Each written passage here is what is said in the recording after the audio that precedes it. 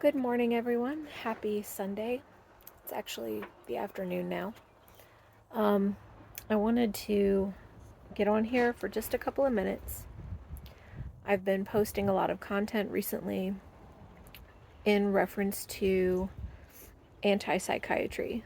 And specifically, I've been posting content that addresses the problems with the psychiatric model being viewed as a model of medicine, as a model of science, which it is not. It is clearly a pseudoscience. It cannot be deemed to be a, a legitimate scientific modality. And the reason for this is that there is no diagnostic testing that can be administered to a potential client or potential patient that is a form of genetic testing that can quantify or validate any given diagnoses that is received from a psychologist or psychiatrist. All of those are limited to someone's objective, speculative opinion. And when it comes to people's objective, speculative opinions of another person, they come at any other individual with a lifetime of cognitive bias that they've been indoctrinated to believe. So they're not going to be able to really provide a legitimate assessment of the other person because they're just not cognitively capable of doing so. And if you are to consider it from a perspective of scientific testing, where there is a hypothesis that can be proved, I have yet to run into anyone that can legitimize the types of diagnoses handed down. And that is why there's so much debate among the psychiatric and psychological community when it comes to diagnoses that are placed into the diagnostic criteria binders like the DSMs or the ICDs. None of them are legitimate in terms of scientific validity.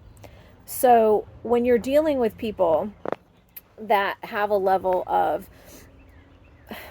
arrogance in their determinations about other people, you need to understand that they themselves have a level of brainwashing that they cannot overcome because of whatever school they studied at, whatever educational institutions they were exposed to, that instilled them with the belief that they couldn't possibly be misinterpreting data. It's a level of arrogance.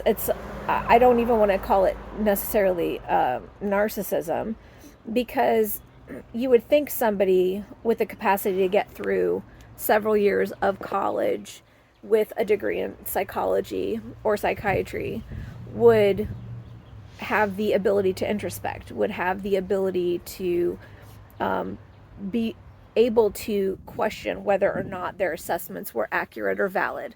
But the sad truth is that every single human being is flawed, and every single human being on the planet has the ability and is likely to make wrong assessments at some point in their life.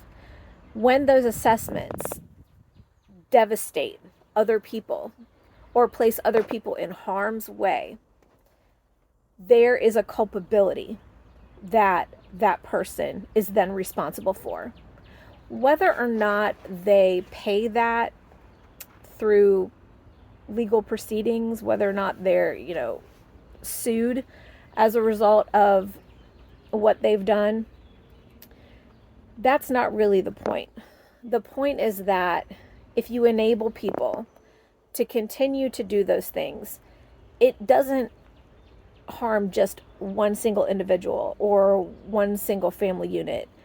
It's a domino effect that these hacks have on a lot of other people. So it's not just impacting the one individual or the one family unit, because they have a tendency to do this to several family units. And I just want you to consider whether or not you think that there's legitimacy to that. I mean, we know that there's a moneyed interest in it. We know that they are doing it because they stand to financially benefit from it. But just because somebody can financially benefit from something doesn't make it right. There are a lot of things that people do that can be lucrative for them that they shouldn't do because it's just wrong. When you look at the study of neurology, from the perspective of a neurosurgeon who can actually go in and do scans and can assess whether or not there are damages to certain areas of the brain, they come at that individual from a completely different perspective because they're acknowledging that there's a physiological abnormality and they want to see if that can be rehabilitated in some way. That is a completely different perspective than somebody that stigmatizes an individual with a label that can often be crippling for life, or decides that because they believe that they're intellectually superior, that they should be able to hand down an assessment of an individual and take away their rights to medical autonomy and medical freedom. Nothing like that should ever be occurring. And if you support individuals in any capacity that do that to other people, you are also complicit in criminal behavior. So I hope that if you've been doing that in the past, maybe today is a wake-up call for you to stop participating in the criminal medical abuse of other people. Have a good day.